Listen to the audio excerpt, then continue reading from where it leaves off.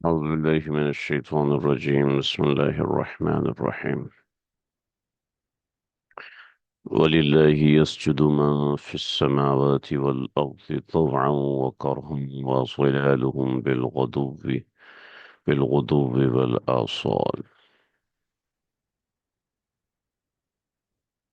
سورة الرعد آیت نمبر 15. یہی آیت آج ہم پڑھیں گے، اختصار کے ساتھ پڑھیں گے۔ مختصر سی آیت ہے، اگر اس کو ہم تفصیل کے ساتھ سمجھیں گے، سیکھیں گے، پڑھیں گے انشاءاللہ۔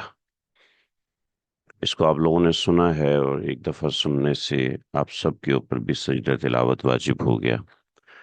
میں نے ایک دفعہ پڑھا تو میرے اوپر بھی سجدہ تلاوت واجب ہو گیا۔ اسی مجلس کے اندر جتنی مرتبے بھی پڑھا جائے گا تو ایک ہی مرتبے سجدہ تلاوت واجب ہوگا۔ بھلے سے 10 دفعہ پڑھا جائے، 100 مرتبہ پڑھا جائے، اس کے اوپر سجدہ تلاوت واجب ہوگا۔ جو لوگ ریکارڈنگ سن رہے ہیں، ریکارڈنگ سنیں گے، ان کے اوپر سجدہ تلاوت واجب نہیں ہوگا۔ جو خواتین حالت حیض میں ہیں ان کے اوپر سجدہ تلاوت واجب نہیں ہوگا، اور جو نابالغ ہیں ان کے اوپر بھی سجدہ تلاوت واجب نہیں ہوگا۔ بعد میں کر لیں تو اچھی بات ہے۔ کچھ مسائل ہیں انشاءاللہ، وہ ہم ذکر کریں گے، پہلے اس آیت کو سمجھ لیں۔ وَلِلَّهِ يَسْجُدُ، اور اللہ ہی کو یسجدو سجدہ کرتے ہیں۔ وَلِلَّهِ يَسْجُدُ، اور اللہ ہی کو سجدہ کرتے ہیں۔ وَلِلَّهِ، اور اللہ ہی کو یسجدو سجدہ کرتے ہیں۔ کون سجدہ کرتے ہیں؟ من، جو کوئی بھی ہے۔ من، ایک من کا لفظ عموم کے لیے آتا ہے۔ من للعموم، من کی اصل خاصیت عموم ہے، مگر عموم علی سبیل البدلیت ہے۔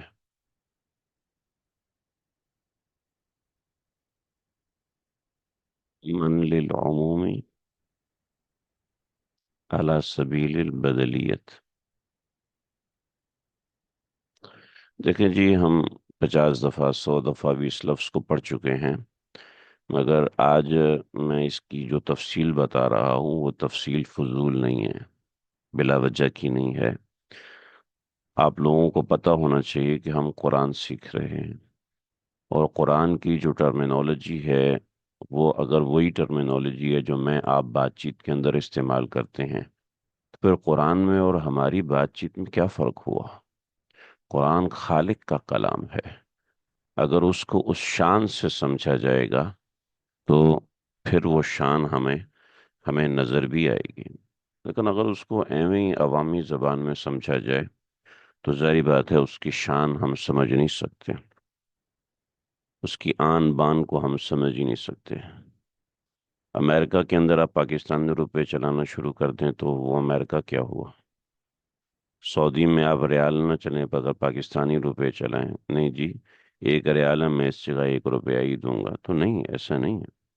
ہر ملک کی ایک اپنی شان ہے، ہر ملک کی ایک اپنی کرنسی ہے۔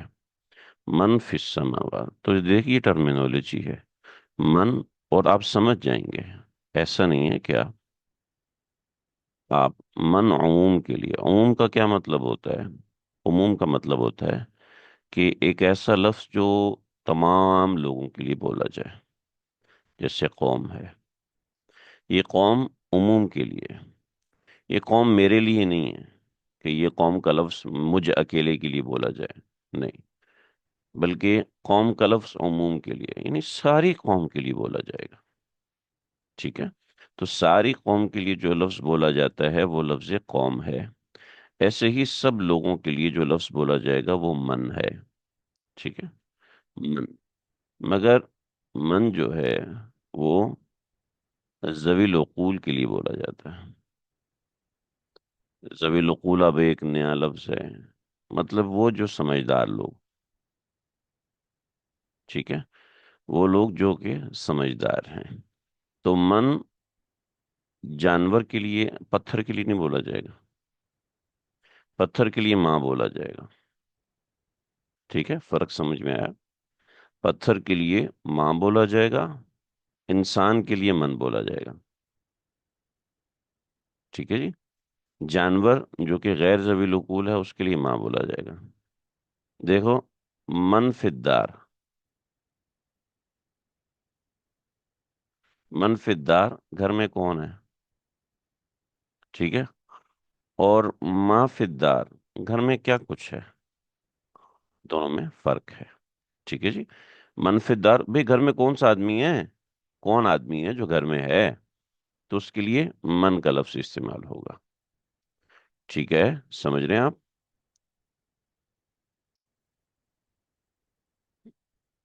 تو جب کہیں گے منفدار، گھر میں کون سا بندہ ہے، اور مافدار یا مافی السیارہ، گاڑی میں کیا کچھ ہے، گاڑی میں کتنا سامان ہے.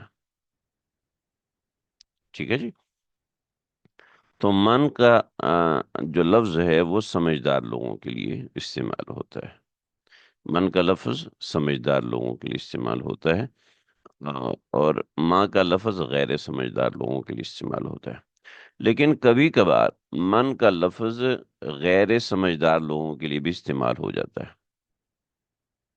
ٹھیک ہے جی. کبھی کبھار غیر سمجھدار لوگوں کے لیے بھی استعمال ہوتا ہے، مگر تابع ہو کر. اللہ اکبر. پھر وہ مشکل چیزیں آج سمجھ میں آ رہی ہیں. تابع ہو کر آپ کو سمجھ میں آیا؟ تابع ہو کر کا مطلب یہ ہوتا ہے کہ بھئی آپ آئے ہو، تشریف لے آؤ. آپ ہمارے گھر آئے ہیں، آپ تشریف لے کر آئیں، مگر آپ کے ساتھ آپ کا بیٹا بھی آیا ہوا ہے. تو میں اس کو اکیلا تو نہیں، الگ سے تو نہیں بولوں گا نا کہ آپ بھی آ جاؤ، بلکہ آپ کو کہہ رہا ہوں تو اس کا مطلب ہے کہ آپ کا بیٹا بھی آئے گا میرے ساتھ. آپ گھر میں آ رہی ہیں تو آپ کی بیٹی بھی آئے گی میرے ساتھ. تو یہ جو بیٹی پیچھے آ رہی ہے، یا بیٹا پیچھے آ رہا ہے، یا نوکر پیچھے آ رہا ہے، یا ڈرائیور پیچھے آ رہا ہے، تو یہ تابع ہو کے آ رہا ہے. سمجھ رہے ہیں؟ یعنی جب میں کہہ رہا ہوں آپ تشریف لے کر آئیں، تو آپ کا مطلب ہے کہ آپ کے تابع ہو کر جو آپ کی پوری فیملی ہے، وہ فیملی پوری ساتھ آئے گی. ٹھیک ہے. انویٹیشن کارڈ کے اندر تو اسپیسیفک ہوتا ہے نا کہ آپ کو دعوت ہے. ٹھیک ہے. انویٹیشن کارڈ کے اندر اگر آپ کو فیملی کے ساتھ انوائٹ نہیں کیا تو اٹس مین آپ فیملی کے ساتھ نہیں آئیں گے. لیکن عام عمومی الفاظ کے اندر جب آپ بولتے ہیں تو پھر اس میں یہ چیز مراد ہوتی ہے. بات سمجھ میں آ گئی؟ تو کبھی کبھار من کے تحت ماں بھی داخل ہوتا ہے، اور عام طور پر من سے مراد سمجھدار لوگ ہوتے ہیں. ٹھیک ہے. تو یہ ہو گیا عموم. بات سمجھ میں آ گئی جی؟ یہ ہو گیا عموم. ٹھیک ہے. اب سمجھیں اعلیٰ سبیل البدلیت کیا ہوتا ہے. دیکھیں، اگر یہ سمجھانا ضروری نہ ہوتا میں ہرگز نہ سمجھاتا. اعلیٰ سبیل البدلیت، اعلیٰ سبیل البدلیت کا مطلب یہ ہوتا ہے کہ ہے تو لفظ عموم کا، مگر مراد ہر بندہ ہے. ٹھیک ہے. مراد ہر بندہ الگ ہے. بھئی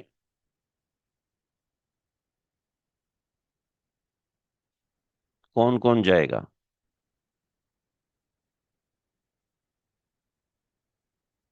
کون کون جائے گا؟ اب کون کون جائے گا کے لیے لفظ من استعمال ہوتا ہے. ٹھیک ہے. لیکن یہ کون کون جائے گا کا مطلب کیا ہے؟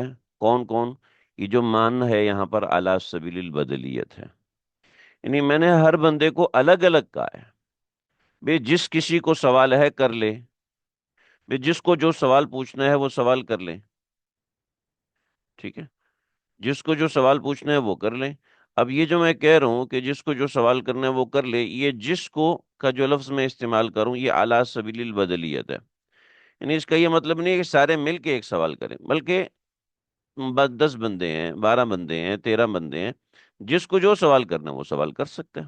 تو یہ من اعلیٰ سبیل البدلیت ہے. سمجھ رہے ہیں جی؟ تو یہاں پر من فی السماوات والارض کا ترجمہ تو عمومی ہے کہ جو کوئی بھی ہے وہ سجدہ کرتا ہے، مگر ہر کوئی اعلیٰ سبیل البدلیت سجدہ کرتا ہے، یعنی ہر کسی کا سجدہ اپنی طرز کا ہے۔ میرا سجدہ سر جھکانے سے ہے، میرا سجدہ جبہہ کو پیشانی کو زمین پر رکھنے سے ہے، اور جو ہے زمین کا سجدہ کسی اور طریقے سے، اور فرشتوں کا سجدہ کسی اور طریقے سے ہے، یعنی ہر ایک کا سجدہ کسی اور طریقے سے ہے۔ سمجھ رہے ہیں جی؟ تو یہ مطلب ہے اعلیٰ سبیل البدلیت کا۔ وَلِلَّهِ يَسْجُدُ مَنْ فِي السَّمَاوَاتِ، ہر کوئی سجدہ کرتا ہے، مگر ہر کسی کا سجدہ اپنے طریقے کا ہوتا ہے۔ ٹھیک ہے؟ اب ہم جب سجدے کو کھولیں گے تو پھر اس میں بہت ساری چیزیں نکلیں گی کہ سجدہ ہے کیا۔ ٹھیک ہے جی؟ بات سمجھ میں آ گئی یہاں تک؟ اب اس کا تھوڑا سا ترجمہ دیکھیں، اب ہم پھر اس کے بعد سجدے کو کھولتے ہیں۔ یعنی سجدے کے حوالے سے کچھ تحقیق آپ کے سامنے میں ذکر کرتا ہوں کہ سجدے سے یہاں پر کیا مراد ہے۔ قل وللہ، وللہ اور اللہ ہی کے لیے ہے، یسجدو سجدہ، وللہ اور اللہ ہی کو سجدہ کرتے ہیں، من جو کوئی ہیں، فی السماوات آسمانوں کے اندر، والارض زمین کے اندر، طوعا و کرہا خوشی کے ساتھ اور نہ خوشی کے ساتھ، خوشی کے ساتھ یا نہ خوشی کے ساتھ وہ اللہ ہی کو سجدہ کرتے ہیں۔ اس کو بھی میں آپ کو انشاءاللہ بھی سمجھاتا ہوں۔ وَظِلَالُهُمْ، نہ صرف وہ سجدہ کرتے ہیں بلکہ وَظِلَالُهُمْ اور ان کے سائے بھی، ان کے سائے بھی، بالغدوی، بالغدوی صبح، والآصال اور شام کو۔ اب یہاں پر میں نے من اور من کے تابع کا ذکر کیا تھا نا، ظلالہم سے اس کے تابع مراد ہیں، اس لیے یہ اس کو سمجھنا ضروری ہے، ورنہ یہ آیت آپ کو اشکال میں ڈال کے رکھے گی، آپ پریشان ہو جاؤ گے یا کیسی آیت قرآن مجید میں نازل ہوگی جو میں سمجھ ہی نہیں آ رہی۔ اور یاد رکھیے 100% چیزیں آپ کو سمجھ میں آنا ضروری نہیں ہے۔ چلے جی، اب تھوڑا سا ان چیزوں کو کھولتے ہیں، مضمون بہت طویل ہے، آ، اللہ کرے اس مختصر سے وقت میں ہمیں یہ چیز سمجھ میں آئے۔ آپ لوگ سمجھنے کے لیے تیار رہیں۔ اللہ ہی کو سجدہ کرتے ہیں جو کوئی آسمانوں میں ہے، جو کچھ زمینوں میں ہے، خوشی سے یا ناخوشی سے، ان کے سائے بھی، ان کے سائے بھی سجدہ کرتے ہیں صبح اور شام کے وقت میں۔ اب اس کی آیت کے بہت سے مطالب ہیں، بہت سے معنی ہیں، مگر ہم جس چیز کو سمجھنے کی کوشش کریں گے اس میں آپ ذرا ساتھ رہیے۔ سب سے پہلی بات یاد رکھیے، کسی انسان کا یہ دعویٰ ہے کہ اس کو دنیا کی ساری چیزیں سمجھ میں آتی ہیں۔ تھوڑا سا اپنے دماغ کو دوڑائیے، تاریخ میں جائیے، یا اس وقت کے سینیریو میں دیکھیں، یا کچھ فیوچر کے حوالے سے سوچیں کہ دنیا کا کوئی ایسا شخص انسان ہو جس کو دنیا کی ہر چیز 100% سمجھ میں آئی ہو، ہر چیز۔ فار ایگزامپل جہاز اڑانا، جہاز اڑانا اس کو سمجھ میں آیا۔ موبائل کالنگ کیسے ہوتی ہے، کال کیسے ہوتی ہے، سمجھ میں آتا ہے ہر کسی کو۔ دوا ہے وہ علاج کیسے کرتی ہے، دوا کا افیکٹ کیسے، ہر کسی بندے کو سمجھ میں آتا ہے سب کچھ۔ کوئی شخص ایسا ہے جس کو دنیا کی ہر چیز سمجھ میں آئے؟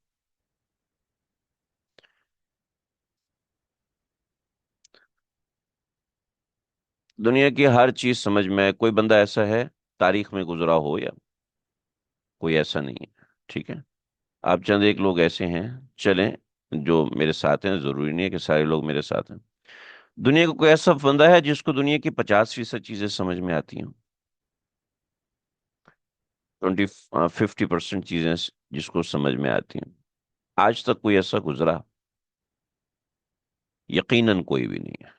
ٹھیک ہے، کوئی ایسا ہے جس کو 25% چیزیں، دنیا کی ساری چیزیں 25% سمجھ میں آتی ہیں؟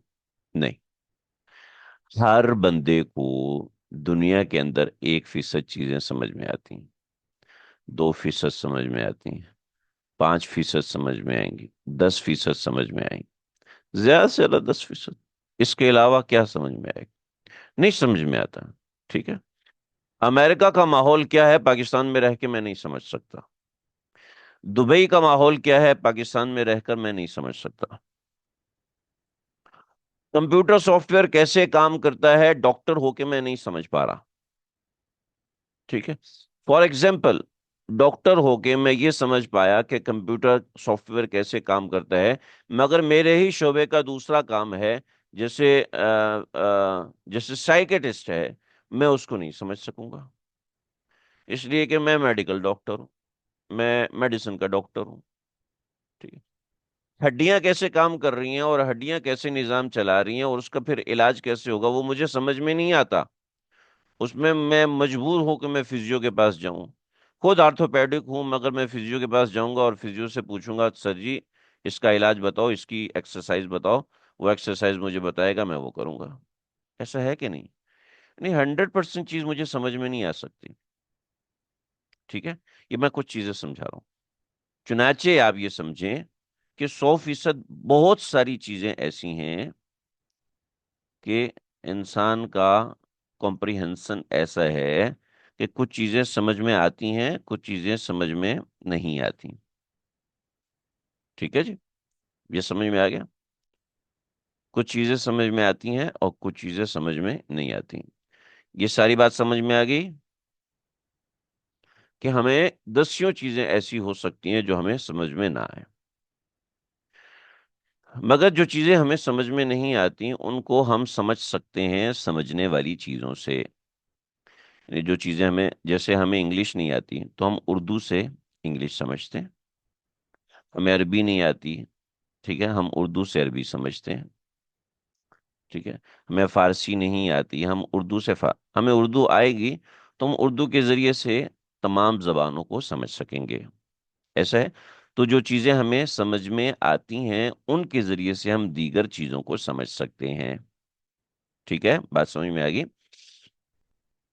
ایسے ہی سمجھیں، یعنی کچھ چیزیں ہماری آنکھوں کے سامنے ہوتی ہیں اور کچھ چیزیں ہماری آنکھوں کے سامنے نہیں ہوتی، مگر جو چیزیں ہماری آنکھوں کے سامنے نہیں ہوتی ہم ان کو ان چیزوں سے سمجھتے ہیں جو ہماری آنکھوں کے سامنے ہوتی ہیں۔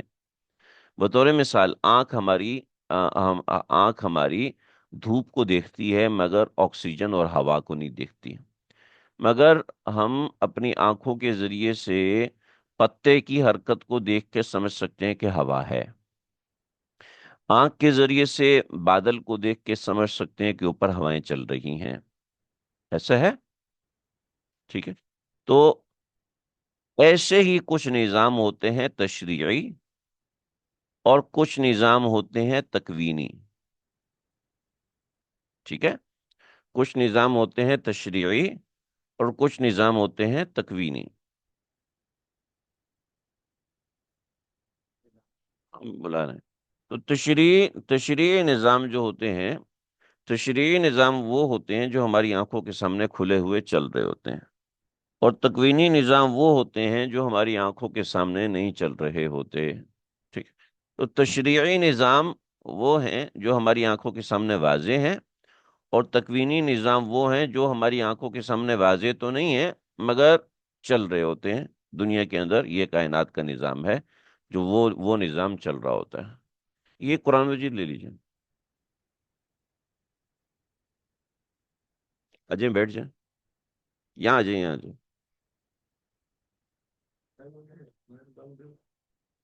ہاں کوئی بات نہیں، کوئی بات نہیں۔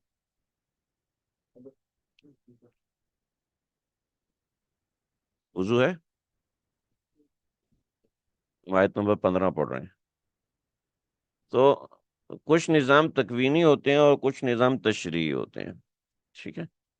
جیسے تشریعی نظام یہ ہے کہ میں پیدا ہوا، ٹھیک ہے، میں پیدا ہوا، لیکن میرے ساتھ اللہ نے ایک نظام پیدا فرمایا کہ میرے ساتھ فرشتوں کو پیدا کیا جو میرے ساتھ رہتے ہیں، اور میرے ساتھ جنات کو پیدا کیا وہ بھی میرے ساتھ رہتے ہیں۔ جو ملائک ہمارے ساتھ رہتے ہیں وہ ہوتے ہیں کرامن کاتبین، اور اس کے علاوہ حفاظت کے فرشتے ہوتے ہیں، اور اس کے علاوہ اور بہت سارے فرشتے ہوتے ہیں۔ اس کو کہتے ہیں رقیب بھی کہتے ہیں، عتید بھی کہتے ہیں۔ ما یلفظ من قول الا لدیہ رقیب عتید، ٹھیک ہے؟ تو فرشتے بھی پیدا، کرامن کاتبین یعلمون ما تفعلون، جب انسان پیدا ہوتا ہے اس کے ساتھ فرشتے، اور اس کے ساتھ جنات بھی پیدا ہوتے ہیں جس کو ہم کہتے ہیں ہمزاد، ٹھیک ہے؟ جب انسان پیدا ہوتا ہے تو اس کے ساتھ اس کا سایہ بھی ہوتا ہے، ٹھیک ہے؟ انسان پیدا ہوتا ہے، اس کے ساتھ اس کی تقدیر بھی پیدا ہوتی ہے، اس کا مقدر بھی پیدا ہوتا ہے۔ لیکن وہ سب چیزیں ہماری آنکھوں سے اوجھل ہوتی ہیں، ہمارے سامنے صرف ایک انسان ہے جس کا نام خالد، عمر، بکر، سائمہ، زینب، یہ سب اس کے نام ہے، ٹھیک ہے؟ اب اس کی ذات جو ہوتی ہے، وہ جو کچھ بھی کر رہی ہوتی ہے وہ آنکھوں کے سامنے ہوتا ہے، مگر اس کے ساتھ جو دیگر چیزیں ہوتی ہیں وہ اس کی مرضی کے تابع نہیں ہوتی، اس کی مرضی کے تابع نہیں ہوتی۔ اس کو قرآن میں فرمایا طوعا و کرہا، ٹھیک ہے جی؟ طوعا و کرہا، یہ ساری بات میں نے آپ کو اس لیے سمجھائی تاکہ آپ یہ سمجھیں کہ طوعا و کرہا سمجھ میں آ سکے، کہ میں جو کر رہا ہوں وہ تو طوعاً کر رہا، اپنی مرضی سے کر رہا ہوں، مگر میرے ساتھ جو دیگر چیزیں پیدا ہوئی ہیں وہ جو کر رہی ہیں وہ میری مرضی کے خلاف ہے، ٹھیک ہے؟ وہ ضروری نہیں ہے کہ وہ میری مرضی کے تابع ہو۔ جیسے میں اگر سجدہ کر رہا ہوں تو میرا جو ہمزاد ہے وہ تو اصل شیطان ہے، وہ شیطان ہے، وہ سجدہ اپنی مرضی سے نہیں کر رہا، لیکن چونکہ میں کر رہا ہوں تو اس وجہ سے اس کو کرنا پڑے گا، کرہن وہ کراہتن کرے گا، ٹھیک ہے؟ ایسے ہی اگر خدا نخواستہ ایک شخص کافر ہے، وہ سجدہ نہیں کرتا تو اس کی مرضی نہیں ہے سجدہ کرنا، مگر اس کے جو تابع چیزیں ہیں وہ سجدہ طوعاً کر رہی ہیں اور میرے لیے وہ کرہا ہے، یہ استغفر اللہ فلاں بندے کے لیے وہ کرہا ہے جو کہ مسلمان نہیں ہے۔ بات سمجھ میں آ گئی؟ تو وَلِلَّهِ يَسْجُدُ مَن فِي السَّمَاوَاتِ وَالْأَرْضِ طَوْعًا وَكَرْهًا، تو اللہ کے لیے ہی ہر چیز، جو کوئی آسمانوں میں ہے، جو کوئی زمین میں ہے، طوعاً وَكَرْهًا، وہ سجدہ کرتی ہے، وہ سجدہ کرتی ہے طوعاً وَكَرْهًا، خوشی کے ساتھ یا ناخوشی کے ساتھ۔ اس کو کہیں گے تکویناً یا تشریعاً۔ طوعاً کا معنی کریں گے تکوینی طور پہ سجدہ کر، تشریعی طور پہ سجدہ کرتے ہیں، اور وہ تکوینی طور پہ سجدہ کرتے ہیں، ٹھیک ہے؟ اور ایسے نہیں ہے کہ سجدہ تو و کرہا، کہ وہ کسی وقت کہتے ہیں بالغدو والآصال، صبح بھی سجدہ کرتے ہیں اور شام کو بھی سجدہ کرتے ہیں، بالغدو والآصال، صبح سجدہ کرتے ہیں، شام سجدہ کرتے ہیں۔ یہ تو ہو گئے اس کے لفظی معنی، مگر اس کا جو اصلی معنی ہے، جو اصلی مفہوم ہے، آ، ہم کہتے ہیں نا تھینک یو، شکریہ، تو کیا وہ صرف لفظ ہوتا ہے؟ ہم کسی کو کہتے ہیں نا آپ کا بہت شکریہ، آپ کا جزاک اللہ، آپ کا فلانا، آپ کا ڈھماکا، تو وہ کیا وہ ایک لفظ ہوتا ہے شکریہ، یا کیا ہوتا ہے؟ وہ ایک لفظ نہیں ہوتا، بلکہ وہ اپنے جذبات کا اظہار ہوتا ہے، ٹھیک ہے؟ وہ لفظ نہیں ہوتا بلکہ وہ جذبات کا اظہار ہوتا ہے۔ جزاک اللہ ہم کہہ رہے ہیں کسی کو، شکریہ ہم کسی کو کہہ رہے ہیں، تو وہ صرف لفظ نہیں ہوتا، وہ جذبات کا پورا اظہار ہوتا ہے۔ تو جو لفظ یسجد ہے، جو لفظ یسجد ہے، اس کے دو معنی ہیں، ایک تو ظاہری سجدہ کرنا ہے، اور دوسرا اپنی اطاعت کا، مطیع اور اپنی اطاعت کا اظہار کرنا ہے کہ ہم آپ کے فرما بردار ہیں، اللہ جی ہم آپ کے، وللہ یسجدو، اللہ ہی کے فرما بردار ہیں، من فی السماوات، جو کوئی آسمانوں میں ہے، والارض، اور جو کوئی زمینوں میں ہے، طوعا و کرہا، چاہے وہ خوشی سے اللہ کے فرما بردار بنے، و کرہا، یا وہ ناخوشی سے اللہ کے فرما بردار بنے، یعنی وہ تکوینی طور پر اللہ کے فرما بردار بنے یا تشریعی طور پہ اللہ کے فرما بردار بنے، وہ بنیں گے۔ چنانچہ جو یہ کہتے ہیں میرا جسم میری مرضی، تو ان سے کہیں ٹھیک ہے آپ کا جسم آپ کی مرضی، خبردار جو آج کے بعد بیمار ہوئے ہیں جی، خبردار جو آج کے بعد کھانا کھایا، یا خبردار جو آج کے بعد چائے پی، خبردار جو آج کے بعد موٹے ہوئے، خبردار جو آج کے بعد آپ کا وزن بڑھا، خبردار آج کے بعد آپ نے گورا نہیں ہونا، کالا رہنا ہے، آج کے بعد آج کے بعد آپ نے سونا نہیں ہے، آپ کا جسم آپ کی مرضی نا، تو آپ سوئے نہیں۔ ناخوش سجدہ اطاعت کے زمرے میں نہیں آئے گا، ٹھیک ہے؟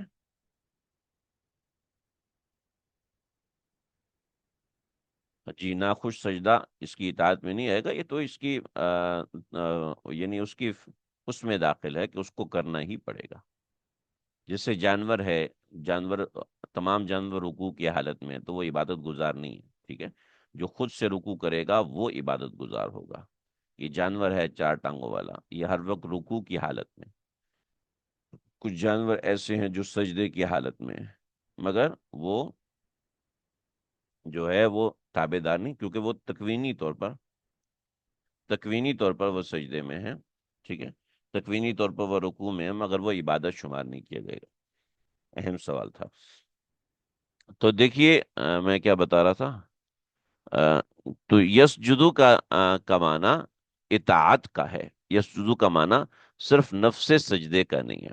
تو یسجدو کا ایک ترجمہ ہے ظاہری طور پر سجدہ کرنا، جو کہ عبادت ہے، عبادت خاصہ ہے۔ اور یسجدو کا دوسرا مطلب ہے اطاعت اور فرمانبرداری۔ تو وَلِلَّهِ يَسْجُدُ مَن فِي السَّمَاوَاتِ، اور اسی کے مطیع ہیں، اللہ ہی کے مطیع ہیں، اللہ ہی کے فرما بردار ہیں، اللہ ہی کے تابع ہیں۔ من جو کوئی بھی ہے، آیت نمبر 15 ہے، ٹھیک ہے؟ سورۃ الرعد آیت نمبر 15، یہ میں نے آپ کو کھول کے دیا تھا، ٹھیک؟ تو وَلِلَّهِ مَن فِي السَّمَاوَاتِ وَالْأَرْضِ طَوْعًا وَكَرْہًا، چاہے وہ ظاہری طور پر اللہ کی بات کے تابع ہوں، یا کرہا، یا ظاہری طور پر نہ ہو۔ کیا مطلب ہے؟ یعنی وہ خوشی سے اللہ کے فرما بردار نہیں ہے، ٹھیک ہے؟ مگر ناخوشی سے ان کو اللہ کا فرما بردار بننا ہی پڑے گا۔ جیسے میں نے آپ کے سامنے مثال دی، جیسے ایک بڑا نعرہ لگایا جاتا ہے نا، میرا جسم میری مرضی، ٹھیک ہے؟ تو آپ اپنے جسم پہ اپنی مرضی چلا سکتے ہی نہیں ہیں، ممکن ہی نہیں ہے کہ آپ اپنے جسم کے اوپر اپنی مرضی چلائیں، آپ مجبور ہیں اللہ کے سامنے۔ تو اس نعرے سے یہ چیز بڑی اچھی سمجھ میں آ جائے گی، طوعا و کرہا، کہ چاہے فرما بردار ہوں چاہے نافرمان ہوں۔ وَظِلَالُهُمْ، اور ان کے سائے، وَظِلَالُهُمْ کا ظاہری مطلب ہے اور ان کے سائے، ان کے سائے تو میں نے ذکر کر دیا، مگر اس کے ساتھ میں نے جو چیزیں ذکر کی تھی آپ کے سامنے، کہ انسان پیدا ہوتا ہے تو اس کے ساتھ فرشتے پیدا ہوتے ہیں، اس کے ساتھ جنات پیدا ہوتے ہیں، اور اس کے ساتھ اور بہت ساری مخلوقات پیدا ہوتی ہیں، بہت سارا ایک نظام عالم چلتا ہے انسان کی پیدائش کے ساتھ، کہ وَسَخَّرَ لَكُمُ الشَّمْسَ وَالْقَمَرَ دَائِبَيْنِ، اللہ نے چاند اور سورج کو مسخر کیا ہے، تو ہر انسان کی پیدائش کے ساتھ ایک پورا نظام عالم چلتا ہے۔ اللہ کرے اللہ اپنے فضل سے ہمیں اپنے پاس جنت میں لے کے جائیں، تو ہم وہاں دیکھیں گے کہ کیا نظام عالم چلا کرتا تھا اللہ کی ذات کے ساتھ، اور کیا کیا معاملات تھا۔ جی، سایہ اصل میں کیا تھا؟ سایہ جس میں کثیف کا اثر ہوتا ہے، ظلالہم، ان کا سوال ہے کہ سایہ اصل میں کیا ہوتا ہے؟ تو سایہ جس میں کثیف کا اثر ہوتا ہے اس کو سایہ کہتے ہیں، تو اس سے سایہ مراد ہے، ٹھیک ہے؟ مگر وظلالہم، سائے کے تحت اور بہت ساری چیزیں مراد ہوتی ہیں۔ جیسے میں نے کہا انسان پیدا ہوتا ہے تو اس کی تقدیر بھی پیدا ہوتی ہے، انسان پیدا ہوتا ہے تو اس کا سایہ بھی پیدا ہوتا ہے۔ جب وہ عام طور پہ سائنسی تعریف جو سائے کی ہے وہ درست ہے، کہ جس میں کثیف کے اندر سے روشنی پار نہیں ہوتی، ٹھیک ہے؟ ایک ہیومن باڈی ہے یا نان ہیومن باڈی ہے، اس سے روشنی پار نہیں ہوتی، تو اس روشنی پار نہ ہونے کا جو اثر اس کے پیچھے پڑ رہا ہوتا ہے اس کو سایہ کہتے ہیں۔ تو یہی سایہ ہوتا ہے۔ اور جو ہے فلکیات کے اندر بھی سائے کی یہی تعریف کی جاتی ہے کہ جس میں کثیف کے اثر کو سایہ کہتے ہیں، لیکن سائے کے اندر اور بہت ساری چیزیں آ جاتی ہیں، جیسے کہ سایہ ہے، جیسا کہ تقدیر ہے، جیسا کہ اور بہت سی چیزیں۔ وَظِلَالُهُمْ، اور ان کے سائے، بالغدو والآصال، بعض حضرات نے اس کا ظاہری ترجمہ کیا کہ جب صبح ہوتی ہے تو سایہ لمبا ہوتا ہے، اور جب رات ہوتی ہے تو سایہ لمبا ہوتا ہے۔ اس کا اصل مطلب یہ ہے کہ وہ سایہ اللہ کو سجدہ کر رہا ہوتا ہے، مگر ضروری نہیں ہے کہ اس کا یہی مطلب ہو۔ بات سمجھ میں آ گئی یہاں پر؟ تو یہ بنیادی بات ہے۔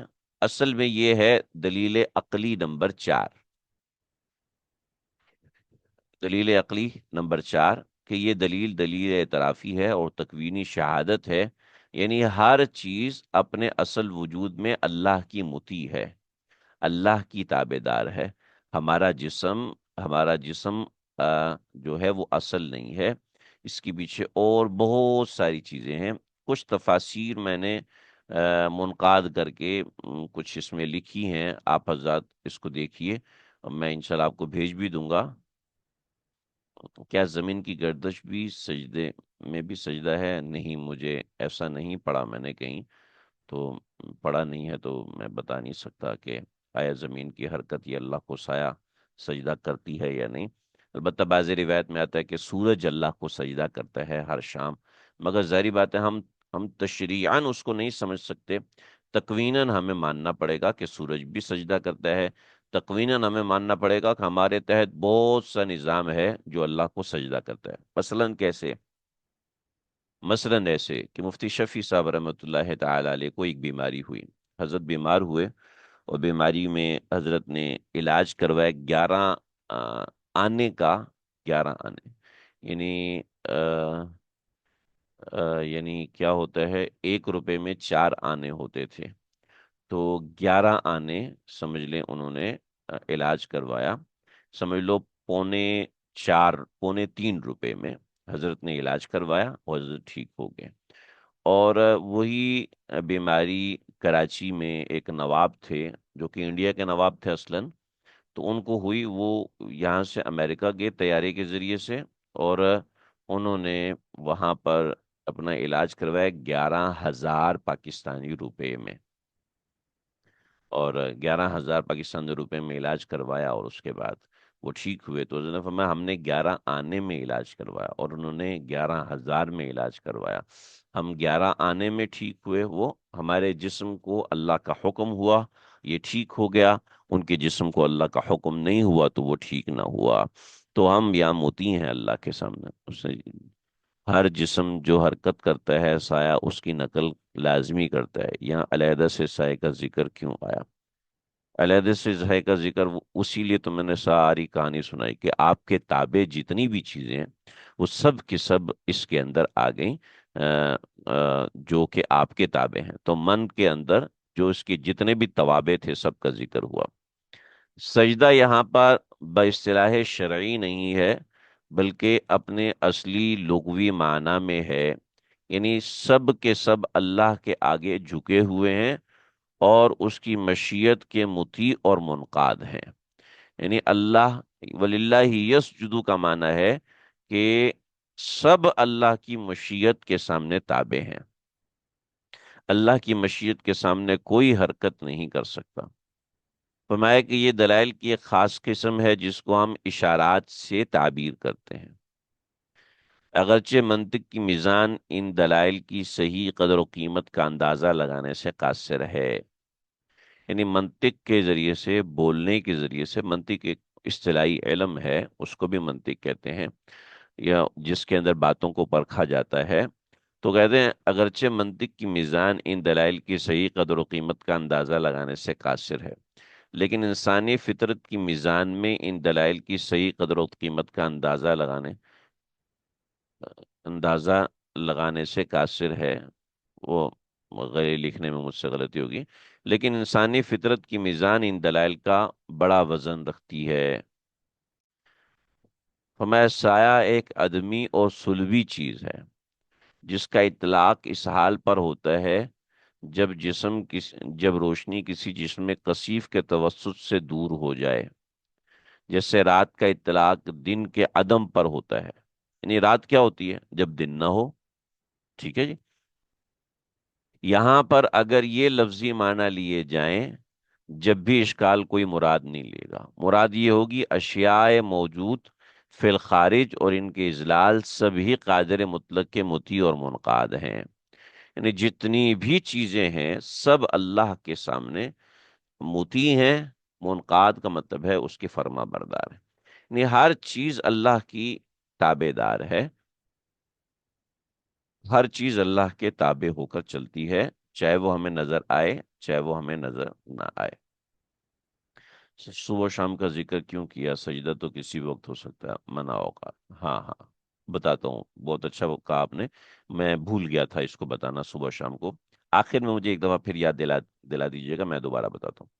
وحشی قوموں میں سائے کو عالم بالا کی کوئی چیز سمجھ کر اس سے ڈرا گیا ہے، چنانچہ قرآن مجید نے بتایا کہ ہر موجود شے کی طرح اس کا سایہ بھی محض مخلوق ہے، منقاد مشیت الہی ہے، یعنی اللہ کی مشیت کا تابع ہے، سایہ جو ہے وہ بھی اللہ کے حکم کے تابع ہے، وہ بھی ایک تابع مخلوق ہے، اصل مخلوق نہیں ہے۔ لیکن محققین ہی سے ایک قول اور بھی منقول ہے، وہ یہ کہ اضلال سے مراد آثار اور توابع ہیں، جس کا میں نے ابھی آپ کو ذکر کیا۔ اس صورت میں مطلب یہ ہوا کہ ہر موجود چیز خود بھی مطیع اور سربسجود ہے، اور اس کے آثار اور خواص اور افعال بھی اللہ کے مطیع ہیں، ٹھیک ہے؟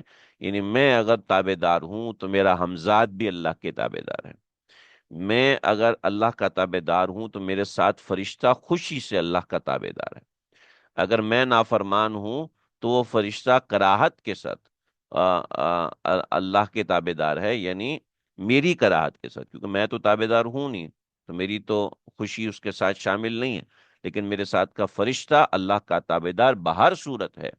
کیوں جی؟ اس لیے کہ میں خود تو غلط چیز کھا رہا ہوں، ٹھیک ہے؟ تو میرا جسم اس غلط چیز کو قبول نہیں کرے گا، اس کو الٹی کر دے گا۔ کوئی خود زہر پی رہا ہے، ٹھیک ہے، تو اس کا جسم اس کو قبول نہیں کرے گا، الٹی کر دے گا، یا پھر ایکسپائر ہو جائے گا، مر جائے گا، معذور ہو جائے گا، فالج ہو جائے گا، اس کا جسم اس کے تابع نہیں ہے، اس کا جسم اللہ کے تابع ہے، ٹھیک، اگرچہ وہ اپنی رضامندی سے کھا رہا ہے۔ ٹھیک ہے جی، بات سمجھ میں آ گئی؟ یہ جو ہم نے آیت پڑھی ہے، آیت نمبر 15، اس کے کچھ مسائل ہیں، اس کو سمجھ لیجئے۔ اسے آیت سجدہ کہتے ہیں، اسے آیت سجدہ کہتے ہیں، اور یہ قرآن کے 14 مقامات پر آتا ہے۔ امام ابو حنیفہ رحمۃ اللہ علیہ کے نزدیک یہ سجدہ واجب ہے، جبکہ امام مالک کے نزدیک 11 سجدے واجب ہیں، ٹھیک ہے، جبکہ باقی 3 غیر موقدہ ہیں، سنت غیر موقدہ، ٹھیک ہے۔ البتہ بہت سے ائمہ محدثین سجدے تلاوت کو سنت کا درجہ دیتے ہیں، واجب کا درجہ نہیں دیتے، لیکن امام ابو حنیفہ ہمارے نزدیک آیت سجدہ پہ سجدہ کرنا واجب ہے۔ یاد رہے گا یہ مسئلہ، آپ ذہن نشین رکھیے کہ آیت سجدہ پر سجدہ کرنا یہ واجبات میں سے ہے۔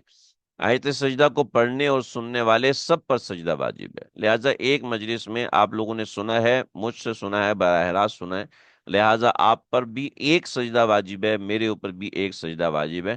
ان آیات میں یا تو سجدہ کرنے کی ترغیب دی گئی ہے، اور ان آیات میں یا تو سجدہ کرنے کی ترغیب دی گئی، یا سجدے کا حکم دیا گیا ہے، یا سجدہ نہ کرنے والوں پر مذمت کی گئی ہے۔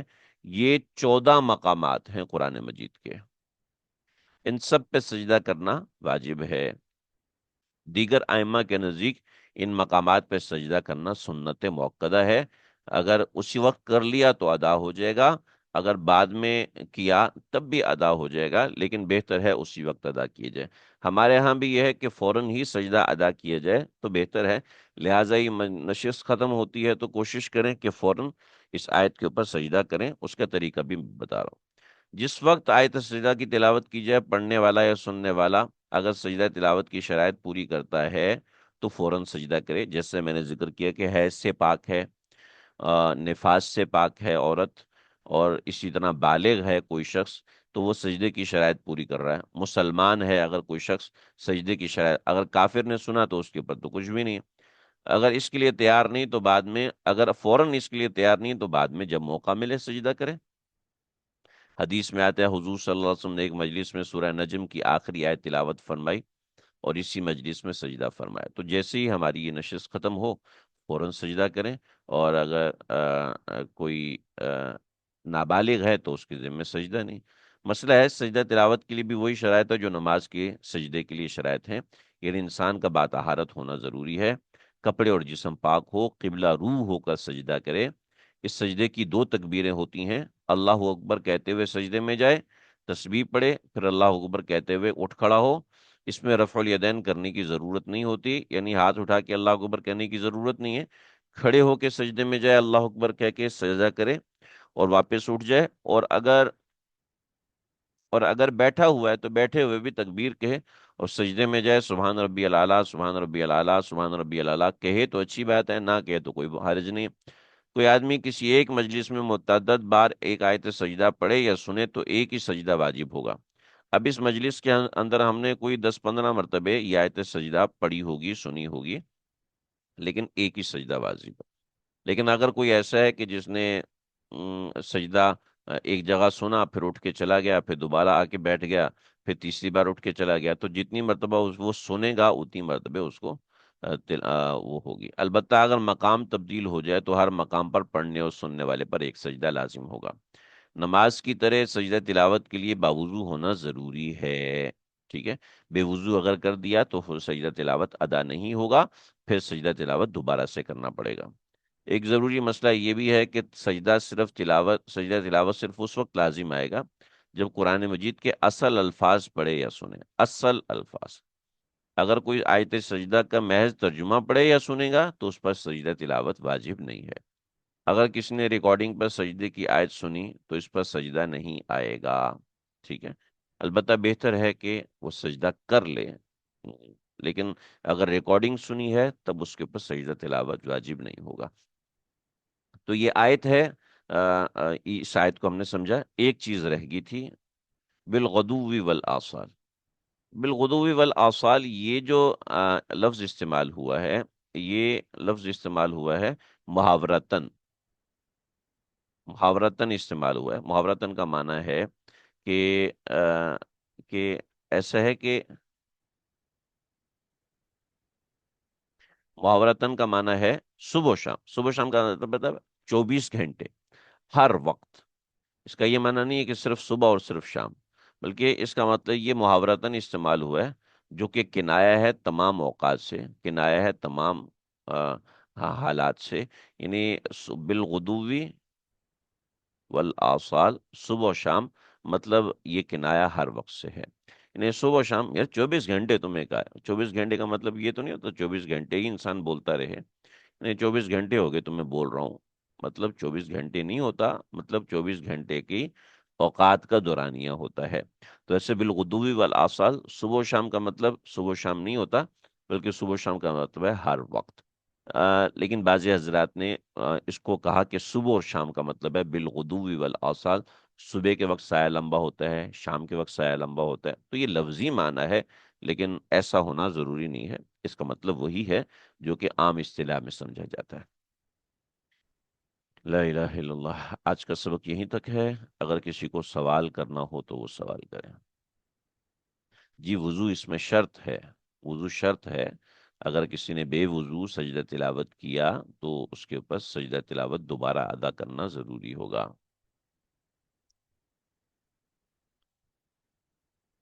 آ، اللہ کی سجدہ اللہ سے محبت اور اطاعت کا اظہار ہے، کہ یہ عبادت کا لازمی جزو ہے۔ عبادت کا جزء لازم نہیں ہے کہ آپ محبت سے سجدہ کریں، اطاعت سے سجدہ کریں، لیکن لیکن آپ خود سمجھ سکتے ہیں کہ محبت اور اطاعت اس کے اندر کتنی ضروری ہے، کہ اصل میں سجدہ تو محبت اور اطاعت کا نام ہے، کہ سجدہ محبت اور اطاعت کی انتہا کو کہتے ہیں۔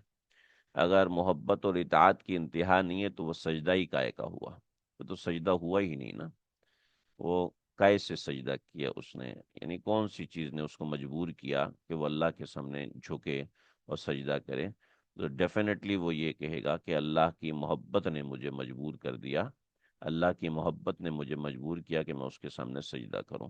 لیکن اگر وہ اطاعت سے نہیں کرتا تب بھی اس کا جسم اللہ کے سامنے مطیع ہونے پر مجبور ہے۔ لہٰذا بہتر ہے کہ اس کو محبت سے کیا جائے۔ نماز میں سجدہ کر کے جو ہم اطاعت کا اظہار کرتے ہیں اور سمجھتے ہیں کہ اللہ تعالیٰ میں بھی ان سب چیزوں میں شامل ہوں، جس میں ہر ذرہ، ہر ستارہ، ہر سایہ تیرے سامنے جھکا ہوا ہے، تو کیا سبحان اللہ، اگر یہ ہماری نماز میں چیز شامل ہو جائے کہ اللہ ہم سجدہ آپ کو اس لیے کرتے ہیں کہ وہ اطاعت کا اظہار ہے۔ چنانچہ جب شیطان نے سجدہ کرنے سے انکار کیا تو اس کا مطلب ہے اس نے اطاعت سے انکار کیا تھا، اللہ کی اطاعت سے انکار کیا تھا۔ ایسا نہیں کہ حضرت آدم کو سجدہ کرنا یہ عبادت مستقلہ تھی، عبادت مقصودہ تھی، اصل تو یہ تھا کہ وہ اللہ کی بات مانے۔ اس کو آپ ذرا سمجھیے۔ میرے ایک دوست ہیں، بڑے اچھے دوست ہیں، اللہ ان کو خوش رکھے، سلام بتا کے، دانش بھائی، وہ کہنے لگے کہ ہمارے ایک رشتہ دار ہیں، ان کے والد صاحب نے نا کسی جگہ پر بات کر دی کہ غلط بات ہو، انہوں نے غلط بات کر دی، اب اپنی غلط بات پہ جم گئے، ڈٹ گئے۔ تو اب یہ پہنچے ان کے پاس ان کو لینے کے لیے، تو انہوں نے ان کی ہاں میں ہاں ملائی، ہاں میں ہاں ملانے کے بعد جب گھر پہنچے گا، ابو وہ کہہ تو وہ صحیح رہے تھے۔ تو کہا مجھے پتا ہے وہ صحیح کہہ رہے تھے، لیکن میرے منہ سے نکل گیا، اب میں کیا کرتا۔ تو بعضے بڑے ایسے حساس ہوتے ہیں کہ وہ یہ چاہتے ہیں کہ ہماری ہاں میں ہاں ملائی جائے، ہماری بات کو مانا جائے، ہماری بات کو یس کیا جائے، اگرچہ اس میں حکمت نہیں ہوتی۔ اللہ رب العزت کی ہر بات حکمت سے لبریز ہے، اللہ رب العزت کی ہر بات عین واقع کے مطابق ہے، وہ انسان کے نفع کے لیے ہے، تو وہ کیوں نہیں چاہیں گے، وہ کیوں نہیں چاہیں گے کہ ہماری بات کی تابع داری کی جائے، ہماری بات کو مانا جائے۔ تو اللہ کی ہر بات کو انسان تابع داری کے ساتھ مانے گا، اس کا اظہار کرے گا کہ میں تابع دار ہوں، تو اللہ رب العزت بھی آگے سے خوش ہوں گے۔ عبادات میں سب سے بڑی عبادت حج ہے، روزہ ہے، زکوٰۃ ہے، جو کچھ ہے، عبادات میں سب سے بڑی عبادت سجدہ ہے۔ ٹھیک ہے جی، دیکھیں، عبادات میں سب سے بڑی عبادت جسے کہتے ہیں نا، اس کو سجدہ کہتے ہیں۔ شیطان نے کتنی عبادتیں کی تھیں، مگر سجدے کا انکار کیا تو چلا گیا۔ تو عبادات میں جو سجدہ ہے، اس میں انسان اپنے آپ کو اللہ کے مطیع اور فرما بردار ثابت کرے، تو ظاہری بات ہے پھر اللہ کا کرم اور رجوع اس کی طرف بھی بڑھے گا۔ اور انسان اللہ کے سب سے زیادہ قریب اس وقت ہوتا ہے جب وہ سجدے میں ہوتا ہے۔ الساجد یسجد بین قدمی الرحمن، سجدہ کرنے والا تو ایسا ہے جیسے اللہ کے قدموں میں سجدہ کر رہے ہیں۔ شکر کی بھی وہی شرائط ہیں جو سجدہ تلاوت کی، ہاں جی ہاں، عمومی طور پر وہی شرائط ہیں، عمومی طور پر بھی وہی شرائط ہیں، لیکن یہ جو کھلاڑی وغیرہ سجدہ کر رہے ہوتے ہیں اس کے لیے بھی شرط ہے کہ باوضو ہونا چاہیے، لیکن اگر وضو نہیں ہے تو کوئی مسئلے کی بات نہیں ہے، کیونکہ وہ سجدہ نہیں ہے جو سجدہ واجبات میں سے، وہ نفلی سجدہ ہے، اگر کسی نے ویسے کر لیا تو اس کے ذمہ اس کی قضا وغیرہ نہیں ہے۔ اگر ہم کوئی آیت سجدہ تلاوت کرے، کوئی شخص پاس بیٹھا ہو، ہماری آواز بالکل آہستہ ہے، اس شخص نے نہیں سنی، تو اس پر سجدہ تلاوت واجب ہوگا؟ جی نہیں واجب ہوگا اس کے اوپر۔ ایسے ایسے اگر آپ نے سجدہ کیا اور سجدے کے اندر آپ آیت سجدہ تلاوت کیا، اور وہاں پر 15-20 بچے بیٹھے ہوئے ہیں، وہ آیت سجدہ پڑھ رہے ہیں، اور پاس سے بندہ گزرا، اس کو پتہ ہی نہیں ہے کہ یہ سجدہ آیت سجدہ ہے، تو اس کے اوپر بھی سجدہ تلاوت واجب نہیں ہے۔ میں یہاں پڑھا رہا ہوں اور باہر میری آواز جا رہی ہے، پاس سے گزرتے ہوئے ایک آدمی نے کہ وہ میری آواز کان میں پڑی ہے، مگر اس کو تو پتہ ہی نہیں آیت سجدہ ہے، تو اس کے اوپر بھی آیت سجدہ میں سجدہ واجب نہیں ہوگا۔ اس کو پتہ ہے کہ یہ تلاوت ہے، اس کو پتہ ہے کہ آیت سجدہ ہے، تو تب اس کے اوپر تلاوت واجب، سجدہ تلاوت واجب ہوگا۔ ریکارڈنگ سے سنا تو سجدہ تلاوت واجب نہیں ہوگا۔ کوئی سوال ہو تو آپ لوگ کر لیں، آج کا سبق اتنا ہی ہے۔ وصلی اللہ تعالی علی خیر خلقہ محمد وآلہ وصحبہ اجمعین۔ میں آن لائن ہوں، آپ لوگوں کو جو سوال کرنے ہیں وہ سوال کر لیجیے۔ آپ کا سوال یہ ہے نا کہ سجدے میں دعا کرتے وقت ہاتھوں کی پوزیشن کیسی ہونی چاہیے؟ تو جیسے ہاتھ زمین سے لگے ہوئے ہیں، ہتھیلیاں زمین سے لگی ہوئی ہیں، ویسی ہی پوزیشن ہونی چاہیے۔ اور بہت سے لوگ ہاتھوں کو آسمان کی طرف اٹھا لیتے ہیں، یہ درست نہیں ہے۔ دوسری، سجدے میں جو دعا مانگی جاتی ہیں، اگر نماز کے سجدے میں دعا مانگ رہے ہیں تو وہ وہی دعائیں ہونی چاہیے جو کہ روایات معصورہ میں آئی ہیں، یعنی احادیث میں آئی ہیں اور قرآن میں آئی ہیں، بس وہی دعائیں ہونی چاہیے، اس کے علاوہ کوئی اور دعائیں نہیں ہونی چاہیے، ایک بات۔ تیسری بات یہ ہے کہ اگر آپ نے سجدے میں دعائیں مانگنی ہیں تو آپ فرض نماز ادا کریں، اور فرض نماز اپنی جو دیگر نمازیں ادا کی وہ نماز ادا کرنے کے بعد اپنی جگہ کو چھوڑ دیں، اور پھر دوبارہ اس جگہ پر آئیں اور پھر سجدہ کریں، اور سجدہ کر کے دعا کریں، تو وہ آپ کا عمومی سجدہ سجدہ دعا ہوگا، وہ کوئی اور سجدہ نہیں ہوگا، ٹھیک ہے؟ اور اگر ویسے ہی آپ کو سجدے میں دعا مانگنی ہے تو ویسے ہی سجدے میں جائیں اور دعا مانگیں، یعنی نماز کے فوراً بعد سجدہ کرنا یہ جائز نہیں ہے۔ جیسے فرض نماز کسی نے پڑھی تو اس کے فوراً بعد سجدے میں گیا اور دعا مانگی، اس طرح دعا مانگنا یہ جائز نہیں ہے، نبی علیہ الصلوۃ والسلام نے منع فرمایا۔ لا الہ الا اللہ۔ کوئی اور سوال ہو جی؟